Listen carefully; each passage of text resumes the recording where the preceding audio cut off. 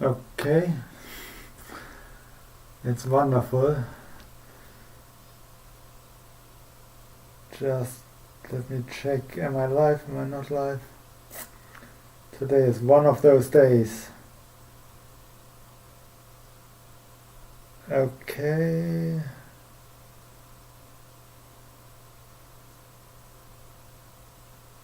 I think I'm live. Great. Hello guys and welcome back to Brain Friendly Thinking. Apologies for the technical difficulties today. Today is just one of those days. Also, my camera is really dark. I don't know why. It's been like that for 2 days. It might be broken. Who knows? It was still working fine on Thursday. Okay. Fortunately, there is not anybody waiting for those live broadcasts, so it doesn't matter too much that there are so many difficulties. Anyway, today is the second live broadcast where I am thinking live on camera. Specifically right now I'm in the process of thinking through what neuroscience or what adaptive robotics can learn from neuroscience, because I think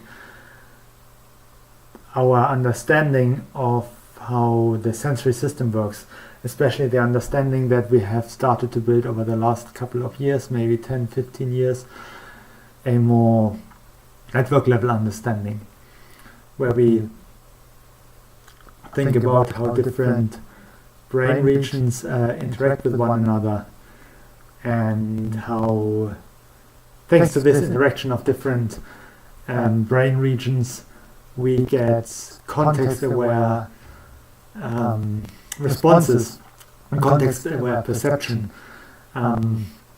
That's basically, I think this is something that's that is really valuable, and I think it might be something that's still missing in robotics. I did a little bit of literature research since last time, not a whole lot.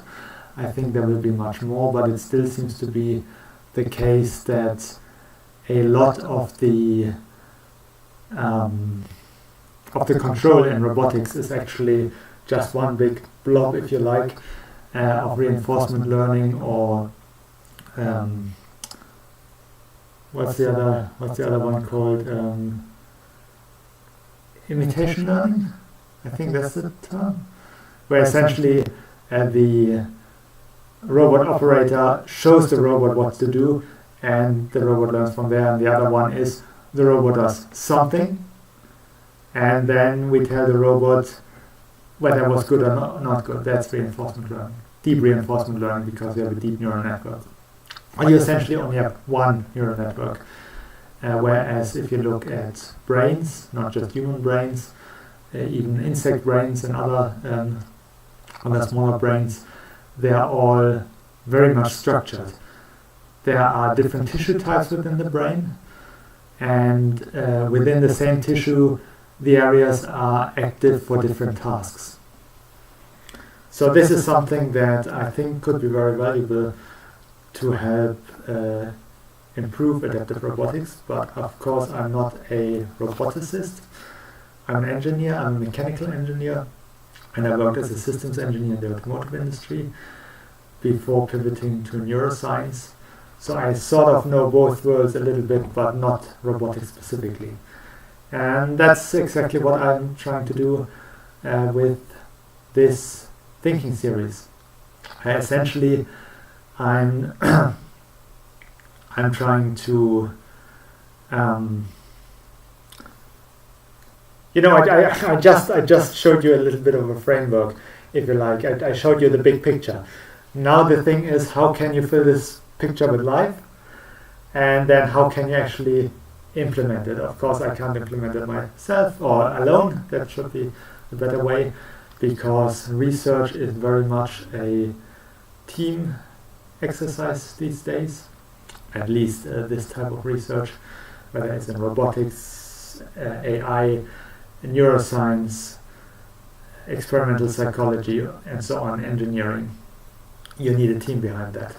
Even if the day-to-day work is done by 1 or 2 people, the work on the ground, if you like, but really you need your collaborators, because things are getting so complicated.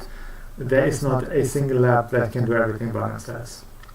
You need collaborators to bounce ideas around, to develop, to develop the paradigms, to analyze the data, and so on and so forth. Okay. Today I won't talk for such a long time, just as an introduction. Let's instead go straight to, let's get to work. And I updated my camera. I bought a new document camera. I hope this is now better than last time. I think it's still not fully focused. I can at least see the branding here. It's probably just the handwriting that's not completely focused. Anyway, you see in front of me there are zettels, and today I'm going to spend most of the time, I think, actually working with my zettelkasten. Let me put those aside for now, and let me take this one over. I should probably open it before I take it over, otherwise it's going to hit the camera. Wonderful. And this is my zettelkasten that you might already know from one of my other videos. It's a physical zettelkasten. I switched to using real index cards, which feels much nicer to work with. And it's structured according to my focus topics. Down here is systems, and back here is thinking. And when we talk about robotics and neuroscience, that fits within the systems here, because the type of neuroscience I'm doing is not the high-level cognitive stuff, the problem solving, the creativity, that would all go into this part here, but it's the much more low-level, the actual, well, cells are connected in a network kind of thing. I also hope that the mic is better this time. We will see whether there's still some white noise in the background or not. Okay, so I put this away for a moment. What I want to do today, let's put it another way. I'm currently working towards an abstract for a conference, which is due sometime in the first half of January. I'm not sure whether I will be able to finish by that time, but at least I can work towards it. And today I'm actually not going to do anything about robotics, but what I'm going to do is, I've got those zettels here about the sensory system, which have not yet been installed into my zettelkasten. Shame on me. They were written over the past year. As you can see, I didn't write an awful lot of zettels. There are a few more over there. Where is my hand? Over there. Yeah, I'm basically doing that on the side. I'm working a normal 40 hours work week on a job that doesn't have anything to do with robotics or neuroscience. And I'm doing the reading and other stuff on the side. I was also busy this year revising one of our manuscripts, implementing new analysis requested by the reviewers, and so on and so forth. So for 1 year this is not a lot of output, but that doesn't matter. It's not necessarily the quantity that matters, even though quantity breeds quality. Sometimes it is the quality. I'm just saying that, by the way, because I got some comments of some of my videos where people said, "Oh, I'm not I'm not disciplined enough to do this type of thing.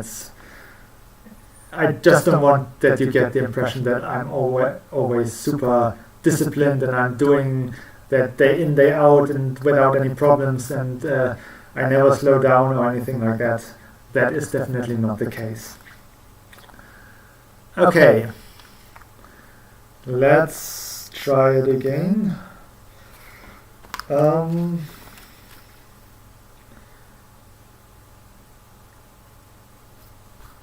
What I need to do now is, you can see all of them have already been written. I wanted to say correctly, but that's the wrong word. They have been completed. That's maybe the word I've been looking for. They have a title, they have the actual content, and if applicable, which is applicable for most of the zettels, they also have the sources where they came from. And now I need to find a place in the zettelkasten to install them to. And the way I'm doing, well, maybe a couple of things I should mention here. The way I'm going about it, I usually write the zettels without the heading. Sometimes I write the heading first because I already know what I want to talk about. Sometimes not, or most of the time not. And then I go over them and add the title later. Can I show you here most of them? Okay, here's one, for instance, that does not have a heading yet. I just wrote the content, and now that the content is down, I can think about what the zettel is actually about. And that's not a zettel. I can put that away. And that's an empty zettel. Great. Cool. And there's another empty zettel. Okay, let me put those away for now. Let's first look at what the zettels are about. As I said, they are about neuroscience, and specifically they are about somatosensation. That means they are about what you feel with your skin. They are about touch, they are about pain, they could be about heat or cold sensation, things like that. That's all summarized as somatosensation. Soma means the body. And more specifically, they're actually about, a lot of them, maybe all of them are about touch localization, no, not all of them are. Let's actually go through it and then we see what they are about. So the first one is tactile memory types. This is let's call it a strand of research that I started after my viva, after my thesis defense for my PhD. Because during that viva is the British English word, by the way. I think in American English it's called the thesis defense, and I'm not sure about Australia or other countries. I'm calling it viva because I've done bachelor, master, and PhD in the UK. So during my viva, one of my examiners asked me a question because we could show that when you touch people on their fingertips, they have a consistent bias towards the wrist, I guess. It's called a proximal bias. Proximal means towards the body, and distal would mean away from the body. So they have a proximal bias, and that is much larger for patients than it is for controls. The patients I looked at for my PhD were so-called peripheral nerve repair. The peripheral nervous system is the nervous system in your body as opposed to the nervous system in your brain. And peripheral nerve repair means they had a cut of one of their hand nerves after an injury. The classic is you fall with a glass in your hand, the glass splinters and cuts into your wrist and also cuts your nerves. That happens way too often, but you can also it's of course also other things, like you're using a saw incorrectly, you slip, you cut yourself, things like that. And these type of injuries, they need a repair. The nerves won't regrow by themselves. You actually need to essentially wrap something around them, which is called a conduit. And then if you're lucky, and most of the times we are lucky, but not always, if you're lucky, then the nerves grow together again. But this regrowth is unguided. You can think of let me actually make a quick sketch of that as I'm talking. So you have, and now you can really see how bad I am at drawing hands, apologies. Something like that. You have your hand, and you have receptors in your hand. These are the cells that register touch, and the receptors, they are basically collected. From each receptor you got a nerve fiber, also from the thumb, from the palm and so on. I'm just going to draw a couple of them, and they get collected into two main nerve bundles. One of them is called, I hope you can read that better this time, but one of them is called the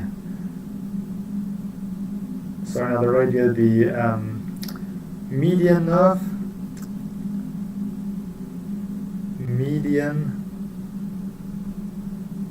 nerve. The other one is called the ulnar nerve. And the reason why, not ulnar with an R. And the reason why it's called the ulnar nerve is because it runs next to your ulnar bone, whereas the median runs in the middle of the two bones in your forearm. There's also a radial nerve that collects all of the receptors from the back of your hand. Right, I should say that. Oh yes, of course.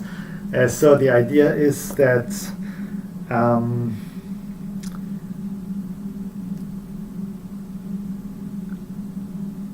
non-guided regrowth, that's what I wanted to say. So you don't only have a single nerve fiber in the median or the ulnar nerve, but you have a whole bundle of nerve fibers, and actually what it looks like is something like that. If this is your whole nerve, you have several substrands of the nerve, and in each substrand you have a lot of nerve fibers. So this is I'm now sort of cutting through here and looking that direction, and that's what you see. And what we can do, these little bundles here, they are called fascicles.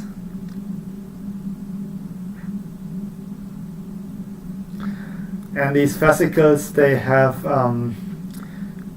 with modern microsurgical techniques, you can repair on the level of the fascicle, but you can't repair on the level of the individual nerve fiber. They are not completely, they're not growing completely randomly, but almost completely randomly, and that means that if I now look from that direction and sort of cut it like this, if these are the fibers, and these would be the fibers that they were connected to previously, it isn't guaranteed, and in most cases it won't happen that this nerve here regrows to the same nerve that it was connected to before. Instead, and I'm going to use a different color for that, instead one might grow to this one, and this one might grow to this one, and so on and so forth. So maybe this one grows correctly. But essentially they're crossing over. This is sometimes called an axonal misalignment, because the nerve is, not the nerve, the nerve fiber is also called an axon, so it's an axonal misalignment, or it's called miswiring, or whatever. And I see I'm not signed into the chat. Okay, sorry, just give me a moment.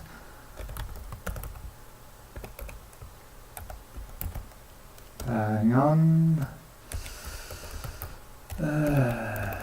As I said, today is one of those days. I hope I'm streaming at all.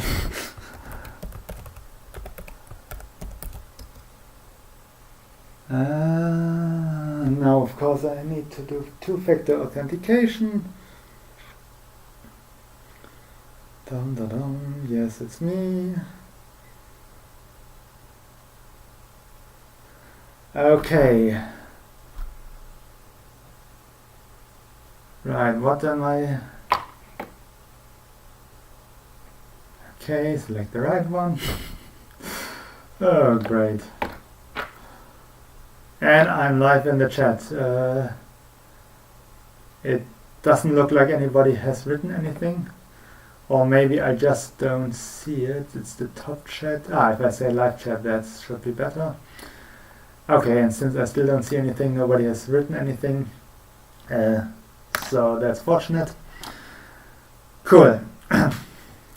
Axonal misalignment. And not only do we have this axonal misalignment, but we also have a very functional impairment is long-lasting, and if you have these type of injuries as an adult, a full recovery is not even expected. So as part of my PhD, I tested the touch localization of those people. That meant I essentially probed their skin, in our case the fingertips, with something that looks like a little fishing line, if you like. That can I draw this? So it looks something like that, and here you have the fishing line. And if you make contact with some surface, if this is the finger right here, the digit, something like that, that looks horrible, who cares? Then the fiber bends at a predefined force. So that's what I've been doing. And then where we had healthy controls, people without an injury, and patients who essentially they told us where they felt the stimulation. Of course, they could not see where we touched them. And what we found is that the error, as has been reported in the literature before, the error is much larger for patients than for controls. However, and that's something that sort of surprised me, most of the time, most patients at least get the digit right. Actually, not even all controls get the digits correct, especially these two guys here, the middle finger and the ring finger. They keep referring sensations to one another. That means if you touch the middle finger, it could very well be, even if you never had an injury of your hand nerves, that you still feel it on the ring finger and vice versa. It doesn't happen very often, but you do see it in healthy controls as well. And most patients, they looked with regards to referring the sensation to a different digit, to a different finger, which we call a misreferral. It has been misreferred. It's been referred to some area of the hand where it doesn't belong to, which hadn't been stimulated. For most part, this does not happen more often than in controls. There are some patients that do that a lot, but there were only like 3 out of 21. So 1/7 of our patients showed that, and the rest, they showed large errors, but they were indistinguishable from controls. And what my examiner now said is, a lot of our patients, they also report strange sensations. They can't really describe them. They just say they are somehow strange. They're not how they should be. And sometimes they can even feel the touch in several locations at the same time. Sometimes, even though you deliver a point stimulus, that means just a very small area stimulated. They feel a much larger area being stimulated. You don't feel pure pressure. You might also feel pain, or you might feel scratching or whatever. So it's a mixed bag of strange sensations that is very hard to describe for the patients. And because of that, my examiner asked me, well, what we're seeing here, the elevated error, or the larger error that we're seeing, is that necessarily due to this miswiring or due to some changes in the brain? Or could that not also be due to simply that there is more sensation in the hand? And maybe it's like as if the real stimulus is masked. Maybe they can still feel it, but because of everything else that's going on, they're making a misjudgment. Essentially, as if I was touching you in 3 different locations. Maybe I'm touching you with a brush on this part of the finger, and I'm also touching you with this fishing line on this part of the finger, and tell you where is the point stimulus. You can still feel it, but you will be distracted by the other sensations. And that's fair. That might be a reasonable suggestion. It's something that definitely needs to be tested. And to make the first, or to make a first advancement towards this, I did some literature review on memory and on other types of on touch localization, to see what was already out there, what other labs had already found. Now, as I said, I'm originally an engineer, not a neuroscientist. I never studied neuroscience or biology or medicine or psychology on bachelor or master level. So there are certainly still areas where I know shockingly little about. One of them was different types of memory, but that's why you go and you read the literature and then you learn. That's how you do it. And that's what the what the first zettel is about.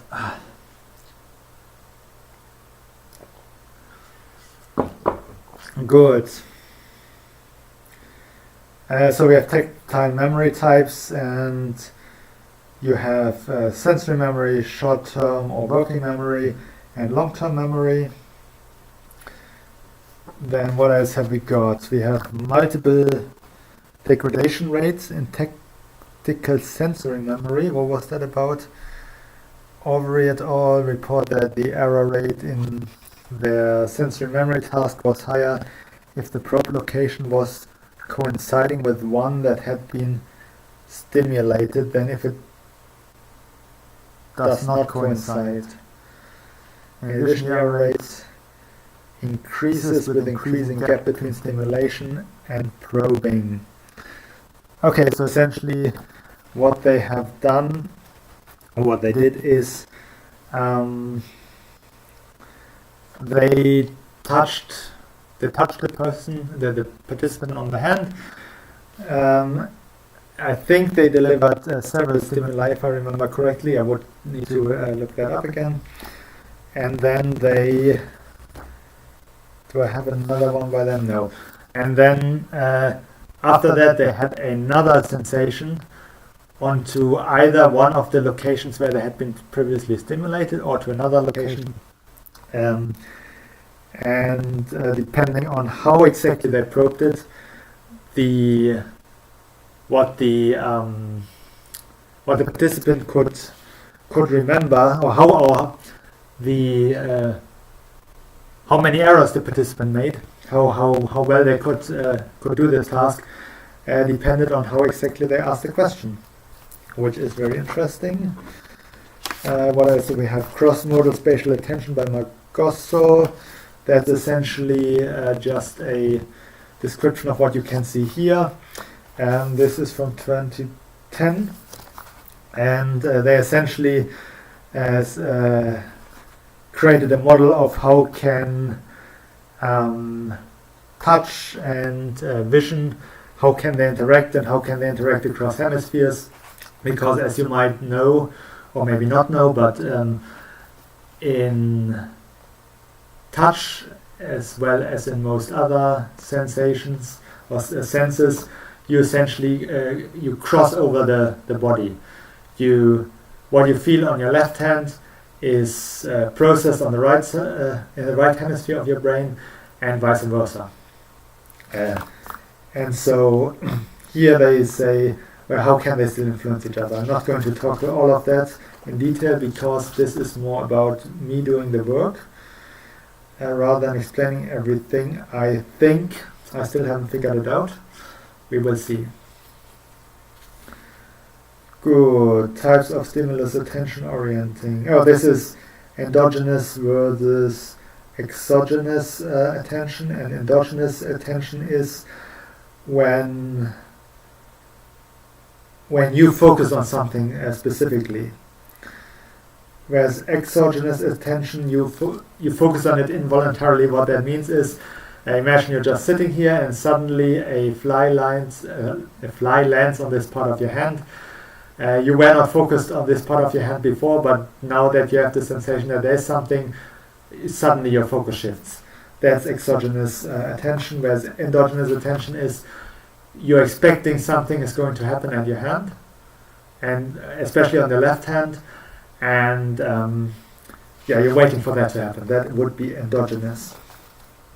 Yeah, subcortical signal processing might be improved in early blind people. Different locations for signal amplification and decision making. There was an EEG study, and there is I don't know too much about EEG. I've never done it myself, but essentially you measure the polarity of your cortex over time. What that means is essentially you measure the voltage. You have a voltage measurement, and just like if you measure the voltage in a battery, and it becomes either more positive or more negative compared to after the stimulus compared to before the stimulus. And so you have N80, I think this is 80 milliseconds after the stimulus, and it's negative, so it's N80, and you have P100, and that means it's positive, and 100 milliseconds after the stimulation. Don't quote me on that, but that is my very layman's understanding.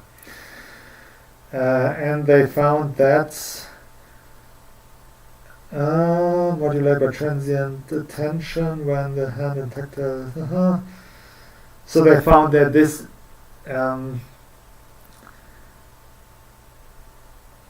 that some of that signal, some of those differences that they observe, they are modulated. That means how big those differences actually are at 80 milliseconds and 100 milliseconds depends on how you pay attention. Okay, so you can see I'm trying to think about what can possibly influence the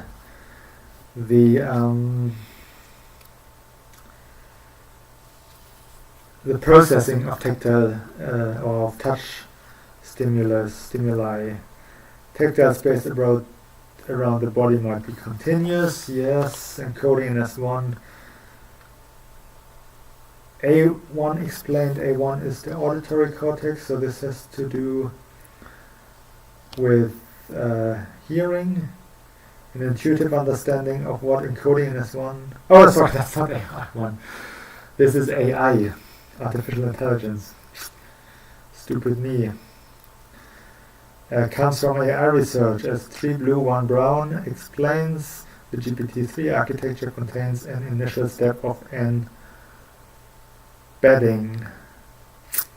What that means is that the tokens of the input text are translated into a series of vectors. Yeah, I'm not going to explain this now. But essentially that was something I was not actually looking for. You might know 3 blue, 1 brown, the YouTube channel, A really great YouTube channel, by the way. If you don't know it already, you should check it out. And they were talking about how do GPT models work, and they talked about what does encoding mean, and all of that. And when I read this, because before I had also read something about encoding in the brain, but I could never quite understand what encoding actually means. And when I read this, then I suddenly, I don't know, something inside me clicked, and I thought that makes a lot of sense. So, recording into visual space explains change of localization in theory, which hand position, what? Localization theory? With hand position.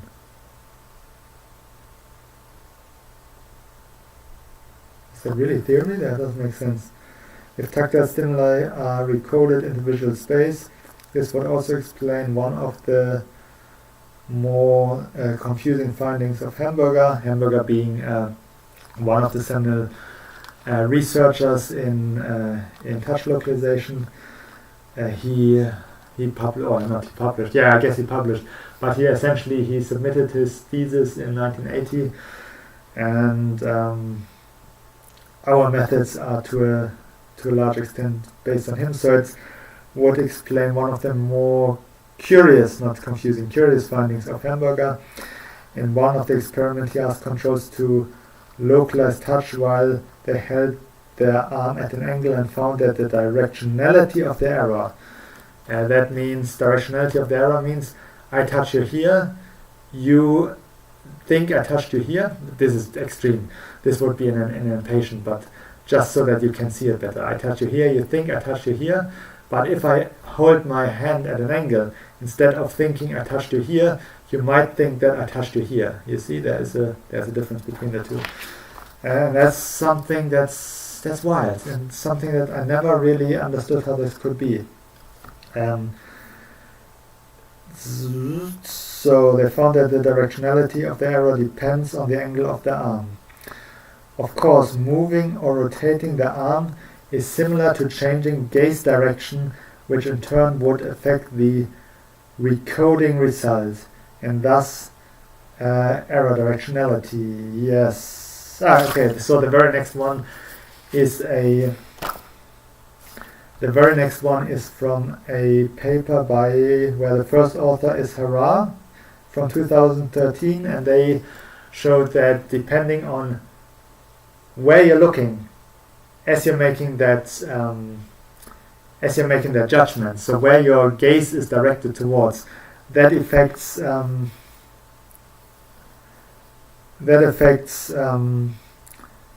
where exactly you localize the touch, where you think you've been touched. And when I read this and I did my zettel, my mind was sort of racing ahead and said, actually, hang on a second, this gaze direction, this is very much the same as whether you're changing your gaze or you're rotating your arm, in terms of from the visual point of view, from what you see, it would be the same result. And so this goes very well together with recoding into visual space. And I think I should have more with evidence for working memory effects, touch localization, remapping to visual space. There it is. Remapping to visual space and touch localization could be a byproduct of response mechanism. Okay, this is a bit of a cautionary tale.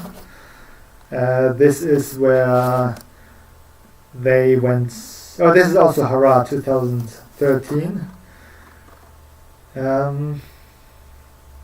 And they essentially, I think this with the gaze direction, they replicated something that had been shown before, maybe even by the same group, I can't remember. But then they went out of their way and tried to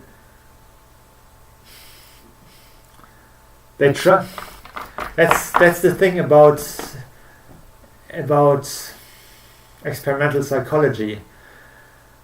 Our responses, they're just so context dependent. And it can very well be that an effect that you observe, you only observe in an experiment because it is a byproduct of the way you've been asked to respond to the experiment. I don't know whether that makes any sense if you haven't seen anything like that. I can't think of a good example right now, but it is like completely wild, and it just shows you how complicated our brains really are, and how marvelous our brains really are, that they can adapt so seamlessly. So they went out of their way and tried to avoid anything that could potentially influence the direction, the bias into of the response. And then they found that the effect was still there, but it was much weaker. And so they said, well, actually, maybe this isn't it is real in a way, but it is not fundamentally real. Maybe this remapping to visual space does not happen after all. Maybe we just think it happens because when we respond, we always respond in the visuals. How can I say that? So essentially, I'm not. When I touch you in an experiment, you can't see your hand. It's covered under a cloth or in a box or whatever, but you can't see your hand. And now there are several ways where you can respond. There is one way where you actually are wearing special goggles and you can't see through the goggles.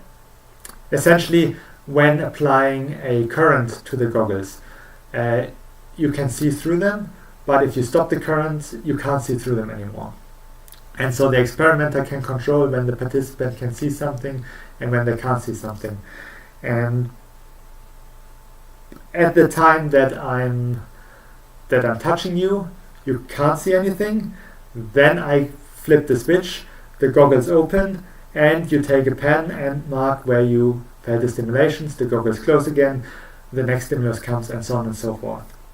Or what we're doing is we're taking a photograph of the hand, an image, while the hand is inside a box, essentially, a wooden box. The box is open on one side so that the experimenter actually can get to the hand, but on the side of the participant there's only a very small opening, just about the wrist, or depending on how far people put their hand in, but usually around the wrist, and they can't actually look inside the box. And then they have a mouse and they see the photograph of the hand. They use their mouse to click on the photograph of the hand where they felt the stimulation. But in both cases, they actually see the hand when they make their responses.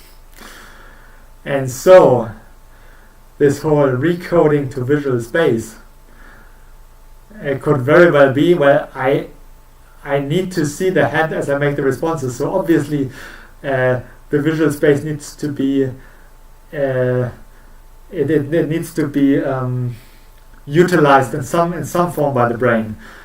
And there is actually quite a lot of evidence. I think it's still strong evidence. That seems to suggest that this remapping to visual space, so not just from your skin location, but sorry, I think I should have explained that before. Let me step back a little. What is visual space? What is tactile space? Tactile space is essentially your skin. If I touch you here and I touch you here, there is a certain distance on your skin. There's a certain direction to it. There is a certain distance to it on your skin. That would be tactile space, or that's tactile space. Whereas the same distance looks different depending on how you look at your hand. If you're looking from that direction, the distance looks wider than if your hand is at an angle. at this distance, or at this angle, the distance looks smaller, and if your hand is like this, and you would be looking from this direction, you would not actually see the distance at all. The only thing that you would see is that the probe is slightly larger here than it is here. And that can affect your response, of course. But that's essentially a visual space. So the visual space is what does the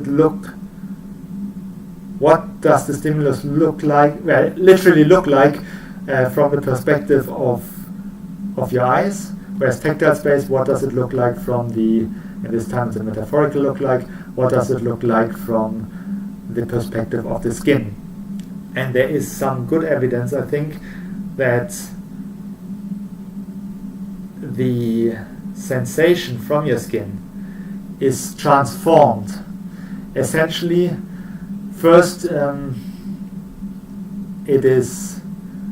brain reacts to where you've actually been stimulated, and then there's another area of the brain that reacts in the same way it would react as if it is just seeing the touch. I don't know whether that makes a lot of sense. Sorry if it doesn't.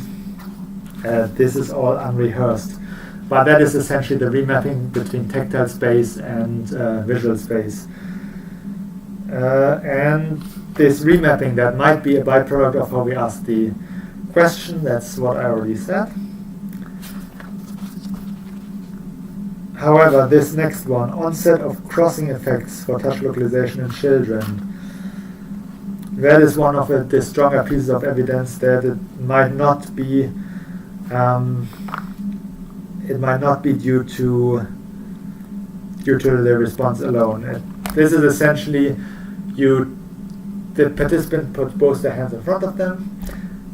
In one conditions the hands are not crossed, in another conditions they are crossed, and then you do the same. You probe the hand, but instead of telling you exactly on the skin where they've been touched, the only thing they report is, well, which hand has been touched. And what this paper found is that for small children, there is not a big difference between a small children means about 5 years old. There is not a big difference in error they make, whether the hands are crossed or uncrossed. So essentially, sometimes even though the right hand is stimulated, maybe you respond with the left hand. And for adults, what you find is this happens more often in the crossed hand condition, because now your left hand is in the space usually occupied by your right hand. It's on the right side of your midline.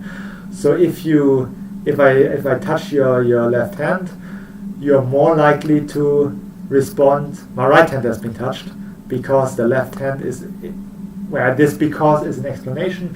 The effect is you're more, just to be very pedantic about this, the effect is you're more likely to make errors. An error in this case means you're reporting the wrong hand that has been stimulated, and the explanation for that is most likely because your left hand is in the space usually occupied by your right hand. So, and this is again a bit of evidence for this remapping. This is how the story goes.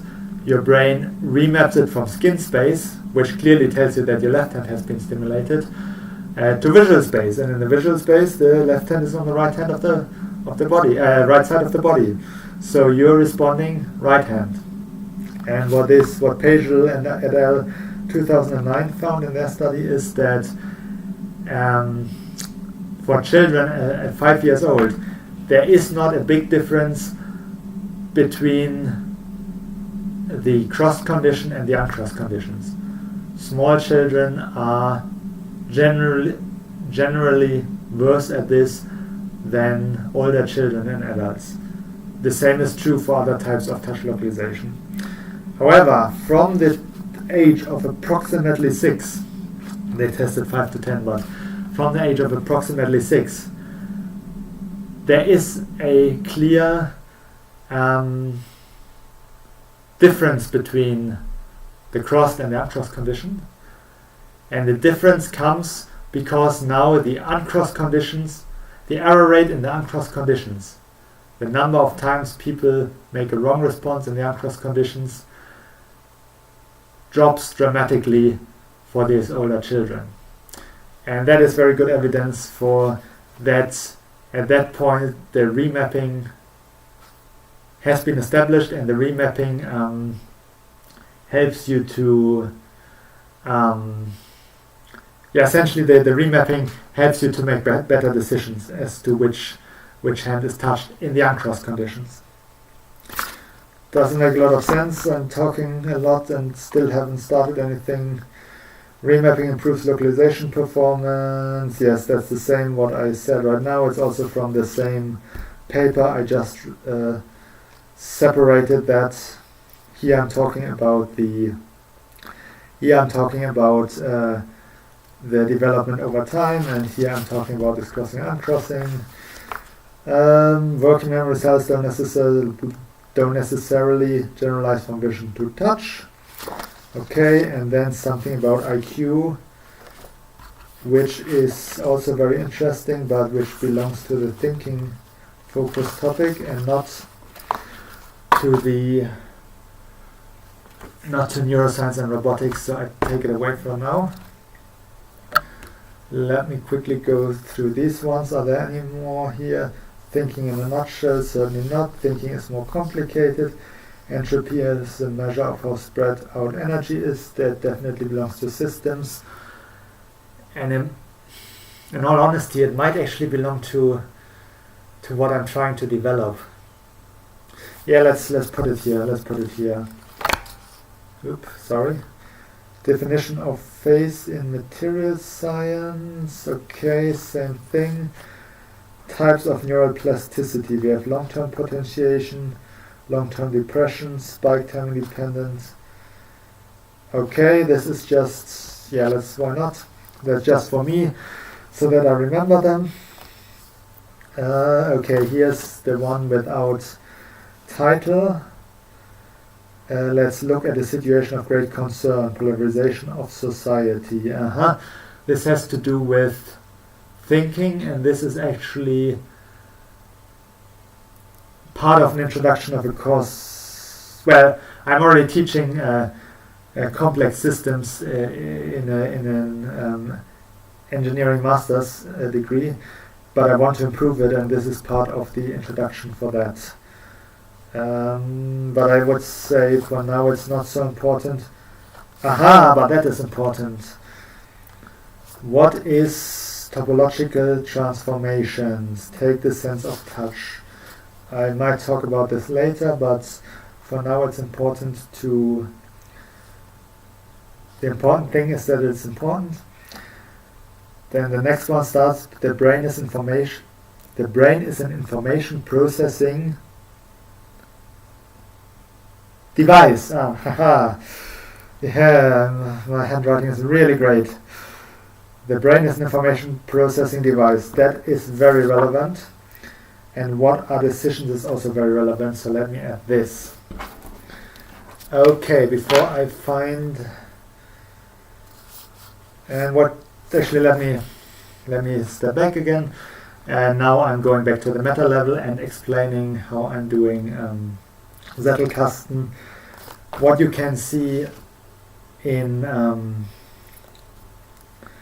what you can see here, some of the zettels, they have little lines of text at the bottom, which is sort of separate from the rest of the text. So I think here it's all a single line, but they could be potentially several lines, and they tell you where that information that's on the zettel comes from. Okay, some have it, most have it, because that information comes from some book, some paper, some YouTube video, wherever. This one, for instance, comes from a paper by Matteo Aparicio and Rodriguez Moreno from 2019. That one comes from a paper where a person called Lawson is the first author from 2015, and it has something about to do with remembering touch. This one comes from a paper where the first author is called Ovray, and it's from 2011.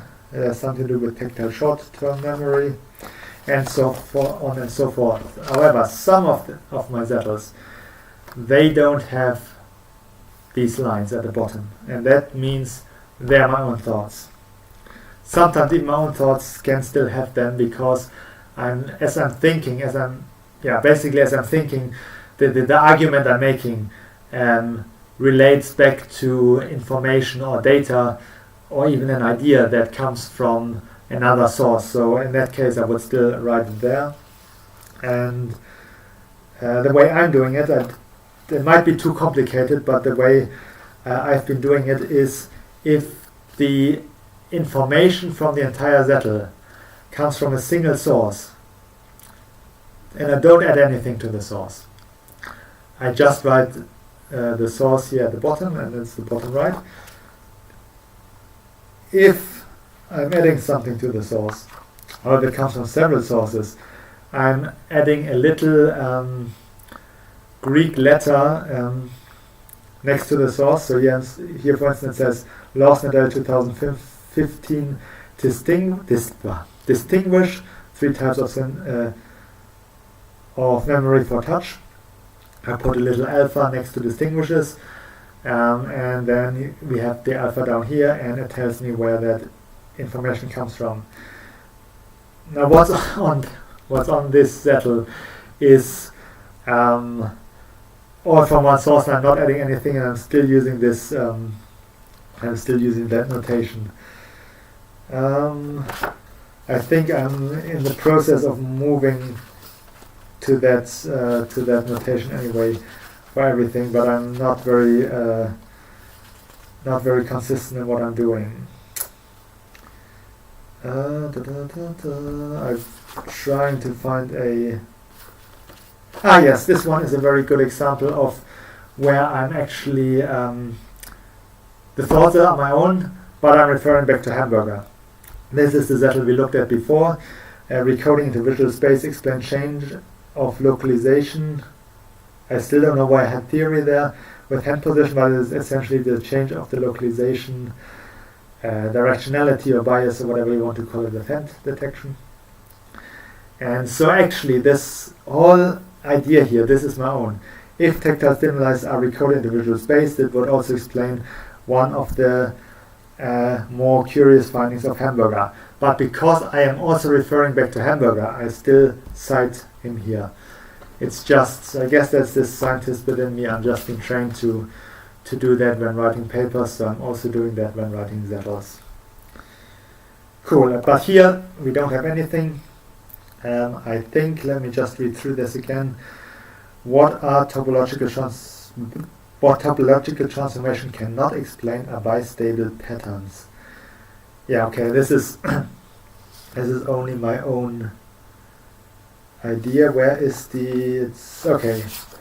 So you can already see they belong together. Here we have what is topological transformation, and then what are decisions refers to what topological transformation cannot explain.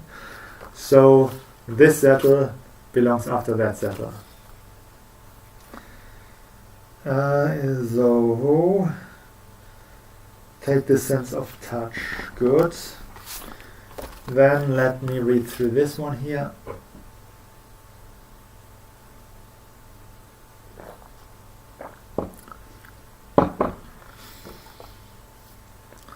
Let me read through this one here. The brain is an information processing device. And now I'm reading through it again, and I'm thinking of what the title might be. The brain is an information processing device. The purpose of neuroscience, psychophysics, and cognitive psychology is then to understand how the device works. And you notice that I put device into quotation marks. That you can probably not read this, but device is in quotation marks. Can you read it? Yeah, you can almost read it like that. You can see device in quotation marks. Great. So I'm not quite sure whether I'm happy with the word device, or maybe I just wanted to say that it's more of a metaphor. So, but this is opening up a framework again. We're stepping back, we're answering the question, what is the purpose of neuroscience, psychophysics, and cognitive psychology? And in case you don't know what psychophysics is, when I first heard the term, I thought about, or it reminded me of Uri Geller bending spoons with his will, with his mind. That might be psychophysics. No, psychophysics is actually not pseudoscience at all. It is very, very grounded in very real science. Essentially, psychophysics means you're measuring what's the right word? You're measuring your senses. For instance, what is the lightest touch stimulus that humans can detect? That's a typical psychophysics question. Similarly, let's say what is the closest that humans can localize touch? What I mean by that is, if I touch you there, can humans really feel exactly where they've been touched? Or what is the error? There's always a little bit of error around this. What is the error around the touch? That would be a psychophysics question. What is the directionality or the bias of the error? That's a psychophysics question. Of course, it's not just about touch. I'm just using touch as examples because that's what I'm most familiar with. But in fact, the eye and vision has been studied much more extensively than touch has. But so this is essentially psychophysics. It's about how well are our senses, putting numbers to it. That's psychophysics. And this talks about the purpose of neuroscience, psychophysics, and cognitive psychology. And I am declaring here, confidently declaring here, that the purpose is to understand how the device works. And I don't know whether other people would phrase it like this, but I don't think a lot of people would have an issue with that. The brain is an information processing device. Our receptors, and I keep referring back to the hand again, that's just because I'm most familiar with it, but our receptors, they are interacting with the environment, and they transform, or they translate is maybe the better word. They translate data from the environment into something our brain can work with. And then we got the brain, and it's doing a lot of stuff that we sort of start to almost understand a little bit.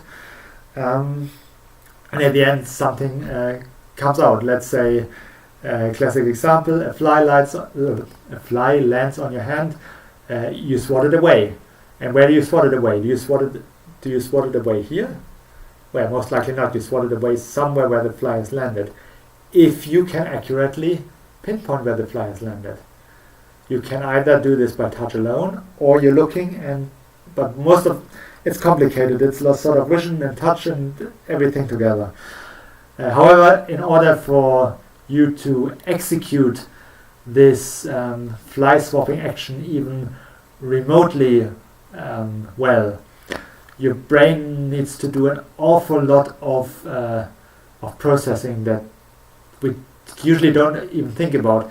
Not only do you need to recognize that you've been touched there, you also need to recognize that it's a fly or another insect, or maybe even you don't even need to realize that, but maybe it's like something you're not that shouldn't be there, and so it needs to go, and then you don't think about it consciously, but your brain needs to process, right, where is my hand located in space, my left hand, where's my right hand located with relative to my left hand, how do I need to move my right hand so that I can swat away whatever is there. There's an awful lot of processing going on. And you know that if sometimes if you feel a touch here that you are not expecting, you simply swat it away. And other times you really take away your whole hand and maybe shake it as well, especially if you imagine that you're reaching into a dark corner, and suddenly you feel a touch that shouldn't be there. How are you reacting? You're most likely not calmly pull your hand back, but you're like, and you have a whole bodily reaction. But that's I mean, this is a perfect example. This is a perfect example of a reaction that is context dependent. If I know I'm in an experiment, I know I put my hand into a box, and I know the experimenter is going to stimulate me. My reaction is completely different than if I'm reading and I feel something suddenly, or if I put my hand into a dark corner where I don't know whether there are spiders or other things hiding there. And that is exactly what is missing in adaptive robotics. Okay, sorry, I'm getting sidetracked. Let me drink something. Well, that's already more than an hour. I will keep going. As I said, I hope I am live streaming. Last time at least I had a single person, so I knew that I was live streaming. If there's anybody in the stream right now watching this, and should I be able to see this? I don't know where I can see whether anybody's watching. But if there's anybody in the stream, could you just say hi so I know that everything is working? If there's nobody in the stream, that's fine as well. Okay. Right. Where were we? The brain is an information processing device. The purpose of neuroscience, psychophysics, cognitive psychology is to understand how the device works. But in order to study information, one must measure information.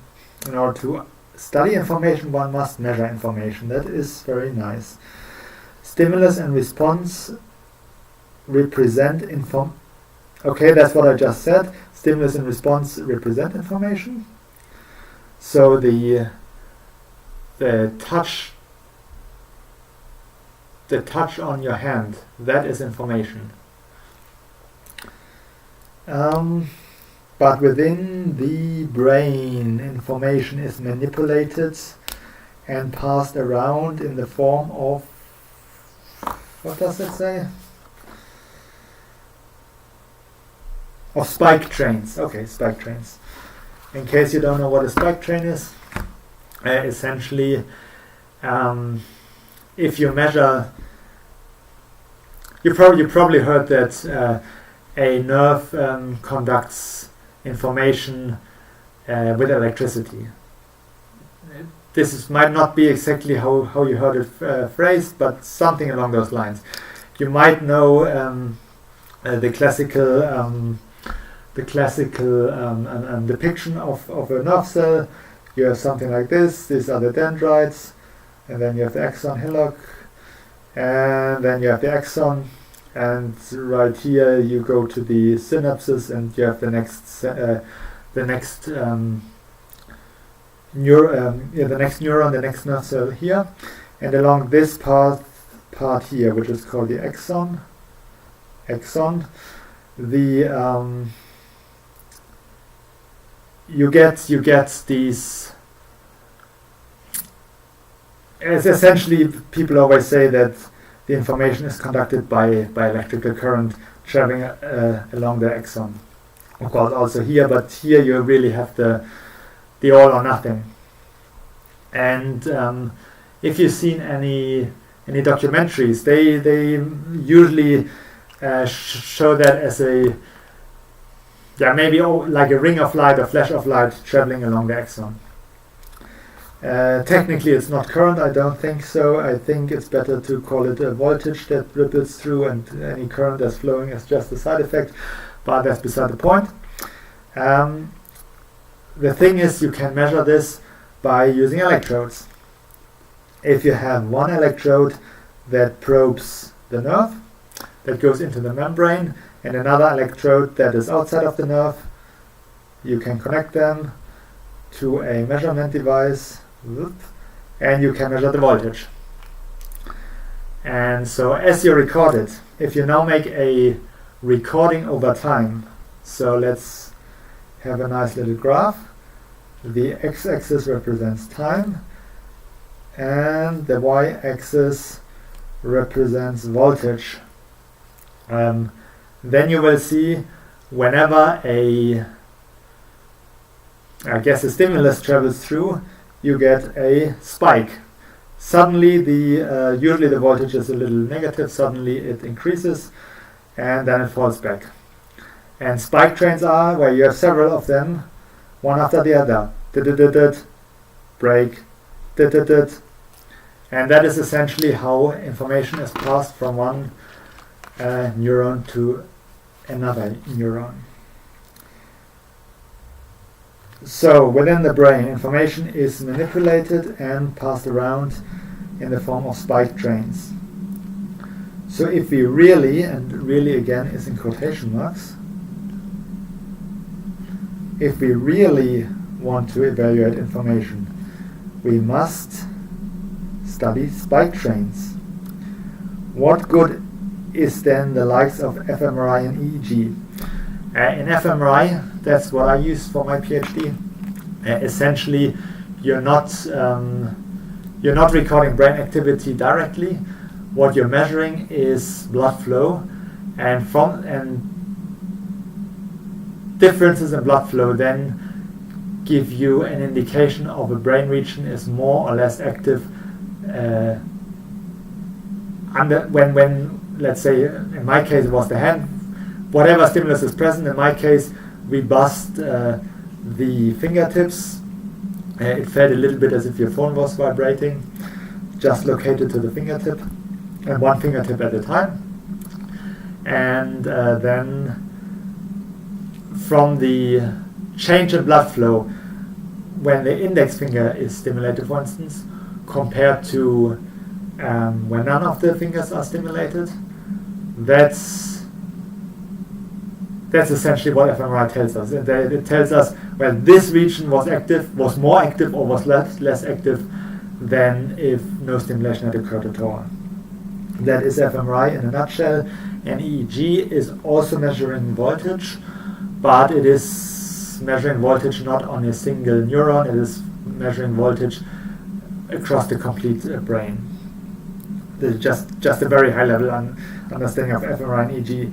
And so this is the question. I'm asking the question: what is the good of fMRI or EEG, and there are other things as well, MEG and so on and so forth. And the question I'm asking here is: if really we need to be interested in spike trains, and none of these methods are actually measuring spike trains. At least I've got one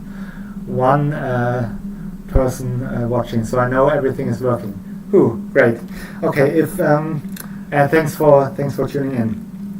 So if none of them are actually measuring the spike trains, well then what do they tell us? That's what I'm asking.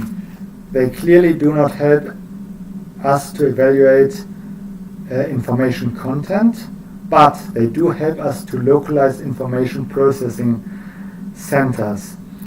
Which parts of the brain are involved in completing a task and which are not. It also has the potential to tell us something about the temporal order in which these parts are involved, especially EEG. EEG is very sensitive time-wise, whereas fMRI is very sluggish. It also has the potential to tell us something about temporal order. That's what I said. Temporal order is just a fancy word for the time. But when is what area of the brain active? Temporal order in which these parts are involved. There is information of some sort, information about the task, but not the stimulus. Okay, so information about the task and not the stimulus. Now I'm not sure whether you understand what I'm trying to get at here, but it's sort of like I'm opening the framework. I'm asking myself the questions where if it is an information processing device, then what can different experimental techniques help us to decipher about the information processing. And if I need to give it a name, how would I call this zettel? Brain as information processing device? That's not quite capturing it. I could call it something like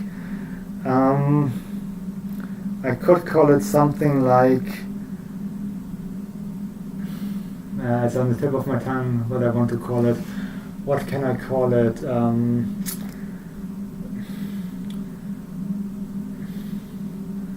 Sort of individual versus population information, something like that.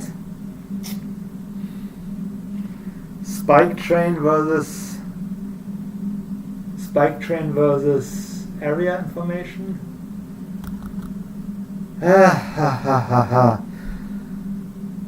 Or maybe should I just call it, what is the purpose of neuroscience? That's just, okay, what I'm doing now, I think I'm going to settle on something along the lines of information processing, spike trains, and populations, which is not very, doesn't tell you a lot, but there we go. And what I'm doing now, I'm covering this part of the zettel with my 2 fingers. This is purely because later I want to write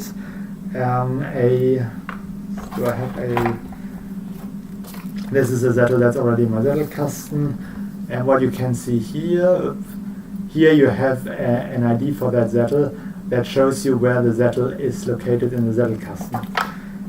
Later when I install it, I will put it here on the left, and for me to leave enough space here, I'm just covering it with my 2 fingers and then moving a little bit to the right.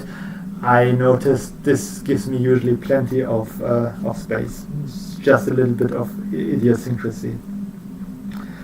Right, what did I say? I said brain information processing.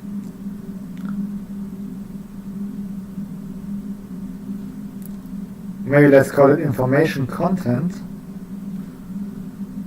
in spike trains and neural populations. It might not be the best title, but there we go. There's not always a nice title I can choose. Or I can think of. There's probably a much better title I could choose, but I can't think of anyone right now. Cool. So then, let me put this away for a moment, and let me get my zettelkasten. Now I need to find where I want to install it.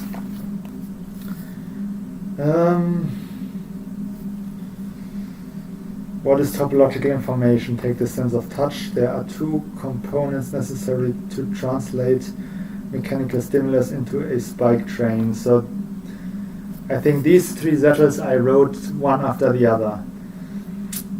I can't remember in which order, but they do belong together. This one is talking about spike trains. First the stimulus, and now that I'm saying that, I do remember when preparing for this, I'm almost certain I saw a zettel that goes well together with that. No. Where did I put it? Or did I see it? Did I see it here when flipping through? By the way, what I've got here is a little table of contents. So within the systems block of my zettelkasten, I have currently 5 subdivisions. I have systems theory, phase transition, self-organization, systems control, and systems design. And it's definitely not in systems theory. It is in self-organization, I think. There would be 1.3. Let me flip to 1.3. What have I got in 1.3? 1.2, 1.2, 1.3. In 1.3 I have control unit architecture and systematic behavior. These are absolutely horrible subcategories. If I were to set this up a second time, I wouldn't choose them, but there you go. Now it's in there, and they're okay. You can work with that. And I think it is in 1.3.b, systematic behavior, where I am looking 1.3a, 1.3b, there's 1.3b, and I have 1.3b1, perception. I haven't got anything else yet. Right, let me thumb through and see whether I find what I'm looking for, Aha! Okay, another 1.3b1, perception. I have 1.3b1a, touch, and 1.3b1b, sound. It's definitely not sound, it's touch. We're getting closer. Here is the touch. So, let me flick through this and see. No, nothing like that. Did I ever?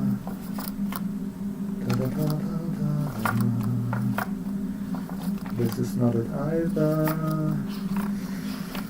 We're getting closer. That's what I was looking for. And just so you also see that, Scott Shepard talks that in his videos. I copied it from him. But in order for me to know where I took the zettels from, I simply flicked this one over as an earmark, so to speak. Okay, what have I got here? This one comes from the hamburger dissertation I talked about before. Yes, WebJoe, I know my video is very dark. There is something wrong with my camera. It has been wrong since Friday. I don't know what. It is in OBS, it is in Zoom. And I don't have an external camera. I tried using my other computer, but that couldn't connect to their OBS couldn't connect to YouTube. Today is one of those days. Hopefully by next time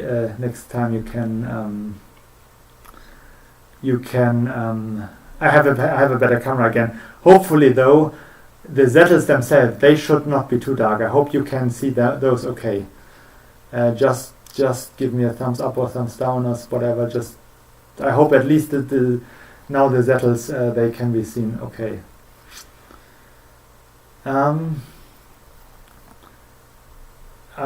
Until I hear anything different, I just assume this is the case. What you can see here is from the hamburger dissertation. You have the stimulus, you have your skin, you have the you have a transmission to the brain, then you have central integration of some sort. Your brain figures out where you've been touched. It's been transmitted back to your hand that makes the response, and your response somewhere, and it won't most likely not be in exactly the same location where you've been touched, which gives you an error. That was one thing I was looking for, but really I was looking for this one here. I hope you can at least sort of see it. I call this one function assignment to physical architecture for touch localization. And this function assignment to physical architecture, this is the zettels are okay, great, thanks. This function assignment to physical architecture, this is a very systems engineering term. Apologies for that, but in the end I'm writing the zettelkasten for myself, and you will, if you do a zettelkasten, you will also, or do any thinking for yourself, you will also use terms that make sense for you and not for anybody else. What I mean is, in these boxes here, I have physical entities, organs, whatever you want to call it. The skin is something physical, I can touch it. The receptors within the skin, they are physical, I can only touch them indirectly, but if I were to open it, I could take them out. There are cells. Then the efferents are the nerve fibers that goes towards the brain. If it starts with an A, efferent, it goes towards the brain. If it starts with an E, efferent, it goes away from the brain. The E comes from X, Latin X, out of. And the A, I think it's ad, ad in Latin. Does ad also mean towards in Latin? anyway, efferents with an A go towards the brain. Then we have the dorsal horn that is inside your spine. You have the thalamus that is a little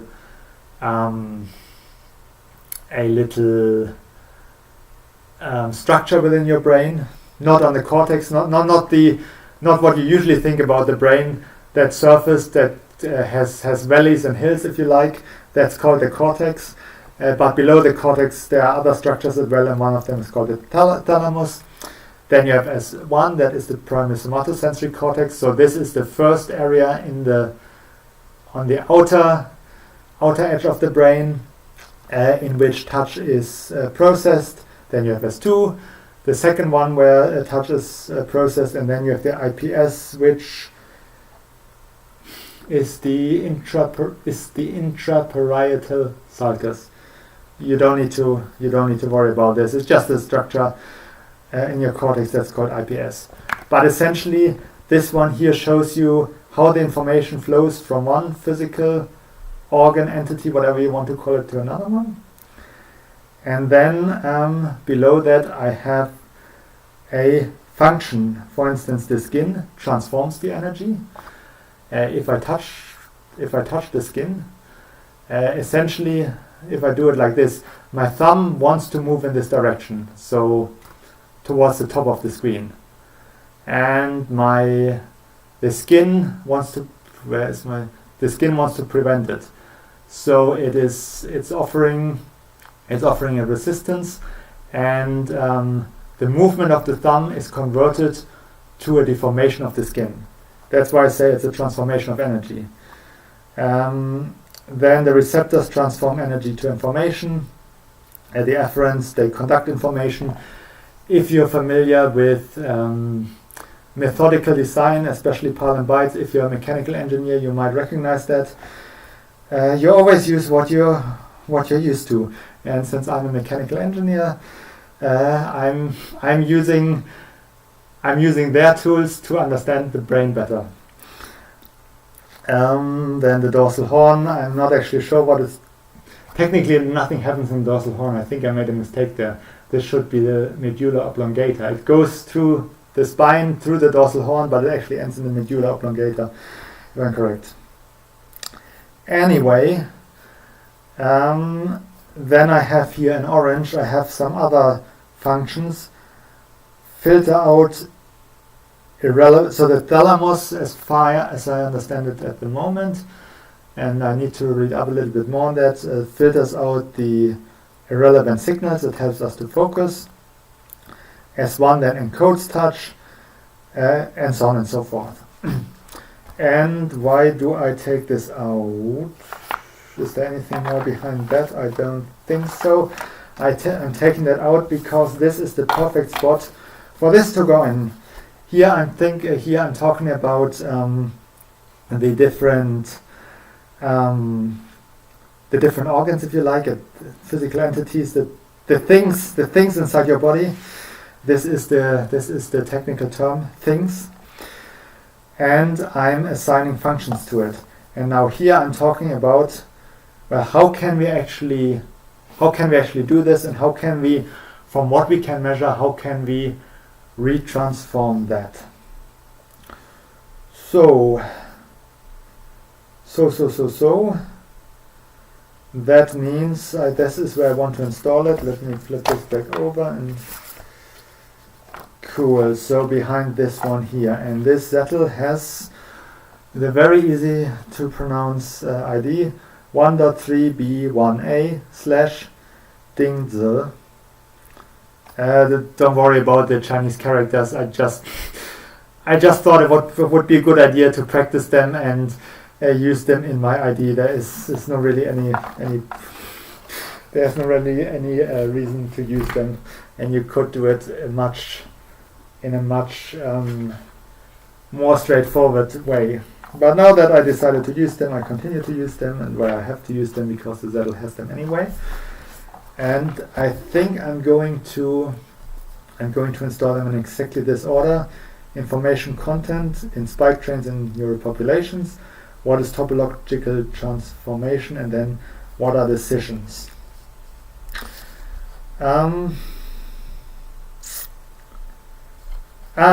This is, sorry, I'm thinking, I'm jumping around, but this is about you, that you can watch me think.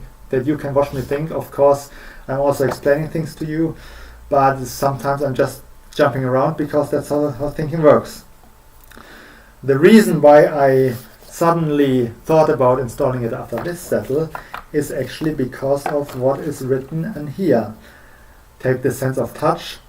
There are two components necessary to translate a mechanical stimulus into a spike train. First, the stimulus deforms the skin. Then the deformation deforms the receptor cells, resulting in the spike train. The deformation of the skin is proportional to the magnitude of the force and its temporal characteristic. Of course, to accurately predict the deformation of the skin, you also need to take into account the mechanical properties of the skin, such as stiffness and damping. That's the mechanical engineer within me talking. I can't think of deformation without thinking about stiffness and damping. But these factors do not change as a result of the force, area, or temporal characteristic of the stimulus. And when I read this, I was immediately reminded of this zettel here. I might not have been reminded of it, but just before the stream started, I happened to flick through my my zettelkasten because I wanted to know whether these zettels had already been installed or not, and I came across this one. And here I'm talking about the transformation of energy by the skin, by the receptors, and so on and so forth. So this is the perfect place to install them. Good. A longer force acting for longer over larger area would deform the skin more. The relationship might not be linear, but it is continuous, and so are its derivations. Does it? Yeah, I think that's derivations. It does not, for instance, happen that as you increase the force, you suddenly get a mixture of deformed and undeformed skin tissue. Similarly, the transformation from skin deformation to spike train depends on the local magnitude of the deformation and on the rate on its rate of change. So essentially, there are several receptor cells in the skin, and some of them they activate for sustained touch. Others send spike trains when the touch changes. So as you increase the pressure on the skin, they will fire. They will send out spike trains like, where are we here? Like these spike trains here. So as you deform the skin, you get a lot of those spikes in a row. And but once you reach the terminal point, once the skin deforms no more, these cells, they will stop firing. Except every now and again they randomly fire because that's what cells do. And if you take away the pressure as your skin relaxes again, they also fire. Whereas other types of cells, they don't fire a lot when the skin is transformed, but when the deformation of the skin, or deformation of the cell, I should really say, is constant, that's when they suddenly start firing a long train of spikes.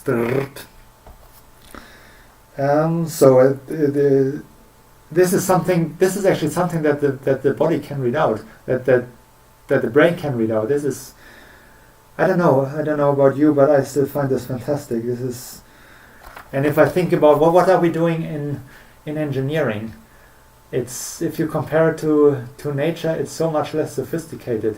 In a way, the sensors we're using, they are more sophisticated, but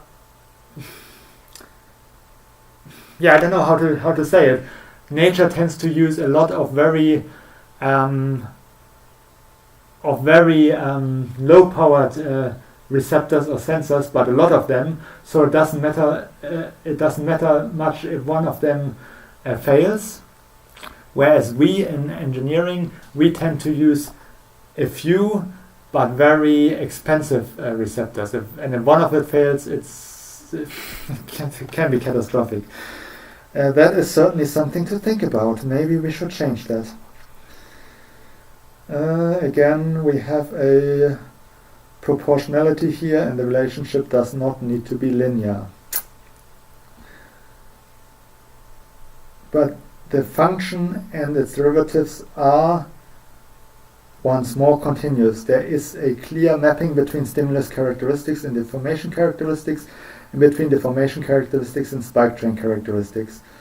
This is very much analogous. Now we get to why is it a topological transformation. This is very much analogous how in a topological transformation, e.g. in the classical example of a donut to cup and back again, the fundamental characteristic of the objects are preserved. Sorry, let me, as I'm reading that, I think, let me just try to sketch this out very briefly. You might have seen that before. If you're interested in science and maths and tech and all of that, you probably have come across that before. But there is a field in mathematics called topology, and in that field, this is the classical example they always show you.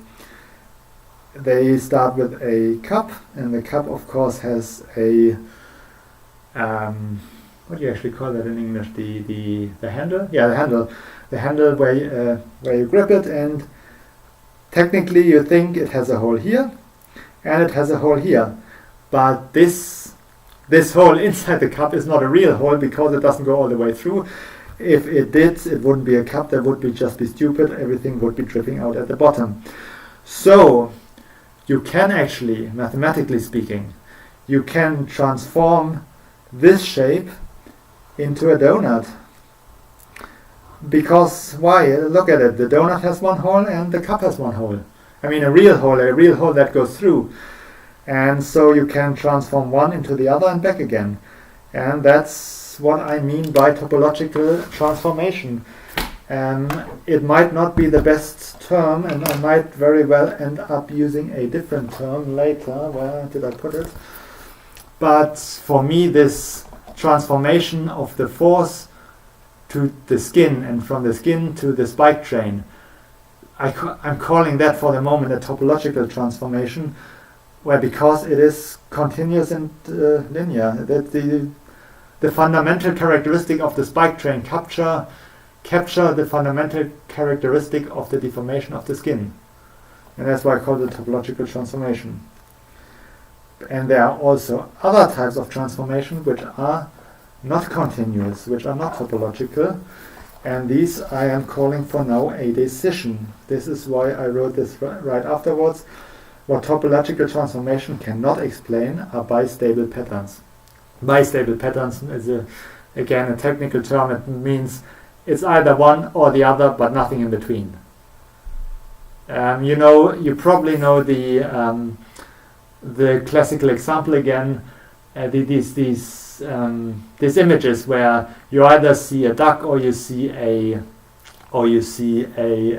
bunny, but you can actually switch between one or the other. And there are other examples. You see an old woman or a young woman, and you can see one, or you can see the other. You can even flip between what you're seeing, but you never see a mixture of both of them. And this is bistable. Each of them is stable by itself, but it is not. But there are two distinct. Images that your brain can make out of the lines that are on the paper. And this is something that cannot be explained by topological transformations, because topological transformations you can get one or the other or anything in between. And actually I should not just say bistable patterns, I should say multistable patterns, because it can be more than two. In the classical examples you either can see an old woman or a young, yes, but not both or a mixture. And similar illusions exist for the tactile domain, although I haven't really looked into them too much. I did a quick literature search, and I found that there are these bistable patterns in the tactile domain as well, so in touch essentially. What it can also not explain is whether a participant will use their left or right hand to perform a task. So this is another classical experiment. You have an object at some point on the table, and the participant has their hands on in some starting position. After every experiment, they have to return their hand to these areas, and you place the object on the table, and then you just tell the participant, pick it up and put it down again. And what you're measuring is which hand are they using. Are they using the right hand, or are they using the left hand? And they are using either the right or the left hand, unless it's very heavy or very big, and they never use a mixture of both. Topological transformation. Again, they don't use both, and using a mixture is even logically. Well, yeah, you can use both hands at the same time, but you can't use a third of your right hand and one third of your left hand. That doesn't make any sense. It's physically and even logically. Well, logically it wouldn't be impossible, but physically it's impossible. Or take walking and running. Running is not merely walking with scaled up frequency. So that means if you're running, you're not performing the same motion that you are performing when you're walking, just at a higher pace. It's not just very quick walking. The pattern of steps has changed in a fundamental way. What all of these examples have in common is the existence of discrete states that can be told apart by some fundamental characteristic. We have at least two states, and we have a transition between them, a transition that can be seen as a discontinuity of the transfer function. That's the engineer talking again, don't mind that, or its derivatives. So we still have a transformation, but it's a different transformation. And that is the essence of a decision. You choose either one option or the other, one state or the next. The mechanism by which this is happening is at this point still completely open, and yet you can map the parameters that change the decision. So here essentially I'm talking about two different types of transformation that are happening in the brain, and that we need to distinguish. One of them is topological, one of them is decision. And of course this one here tells us about, how it all ties together, right?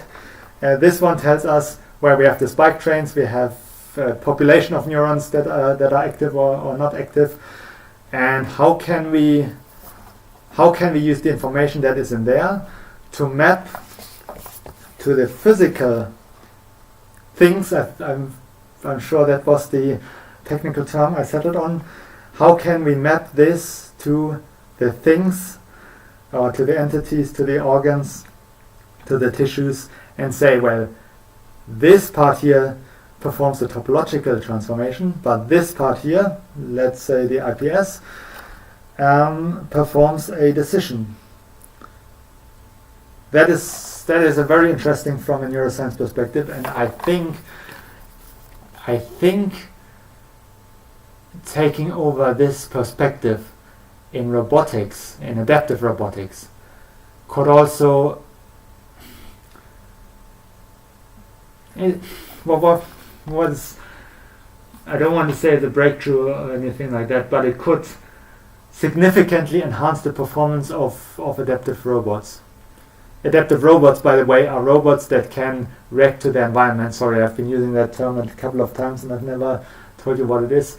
There are some robots that have a pre-programmed path. They can follow this path perfectly, but if there's anything in the way, they can't change their path. Whereas adaptive robots, whether it's a pick and place robot, whether it's a walking robot, a lawn mowing robot, a Hoover robot, or a cleaning robot, vacuum cleaner, they can adjust their behavior based on the context. And my proposition is, and that's technically the proposition, I already know where I want to go, I just don't know how to get there. My proposition is that by using hierarchical models, be they AI models or maybe a mixture between AI and some more classical control algorithms, by using these hierarchical models in the same way that the brain uses hierarchical models, we can make, or there's at least the potential that we can make great advancements in adaptive robotics. And so this is an example of bio-inspired engineering that I want to work out more, and I see whether I can work on that also. At the moment this is only theoretical what I'm doing, but hopefully at some point also by experiment. So, okay, with that out of the way, I need to give them a designation. Where is my I think it's just simply jar, right? Yeah, I think so. So I want to install them as sub-zettels of this zettel. And by the way, you can see that they're sub-zettels because the identifier gets longer and longer. If you look at these two identifiers here, even if you can't read the Chinese character, you can see they have exactly the same number of characters. They have a 1.3b1a slash and then ding. Sorry, this one actually has one less than this one. Because this one here has only one Chinese character, and this one has only one Chinese character, but this one here has two Chinese characters. That means in the hierarchy it is one level below this. These two zettels, they are on the same hierarchy, and this one is between the two zettels. And that means if I want to install a zettel after that one, I can either use the next character after z, or I can give it another character and make it a sub-zettel of this one. I'm not actually sure what of the two I'm going to do.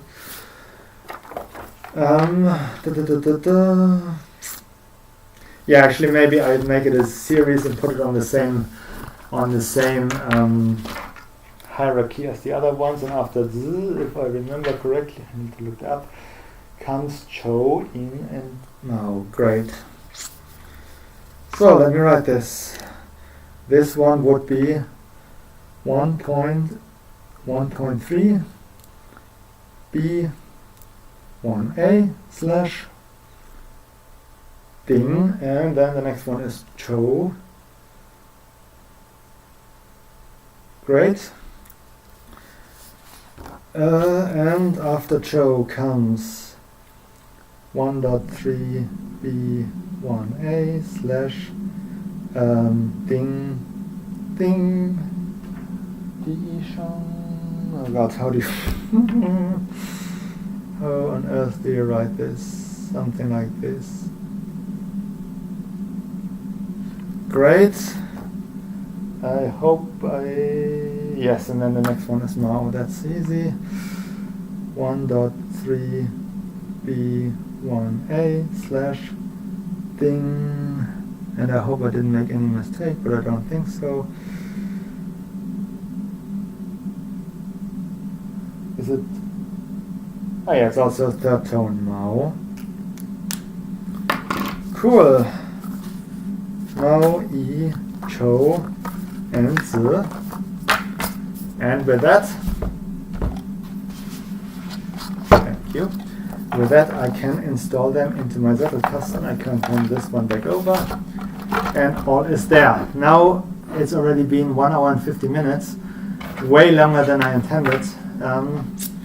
I think I will call it here. I'll probably work on this on my own some more, but it gives you some idea of how I'm working, and I made some progress today. I thank everybody for watching. those who were present during the live stream, but also those who will watch the video afterwards. And yeah, let's continue to work on that and see where we get to. So let me, even though you can't see me very well, let me switch back to my webcam and say, let's see whether I remember my little saying again. Oh yes, if you like the video, please don't forget to give the like button a high five. Consider subscribing if you haven't already, and until next time,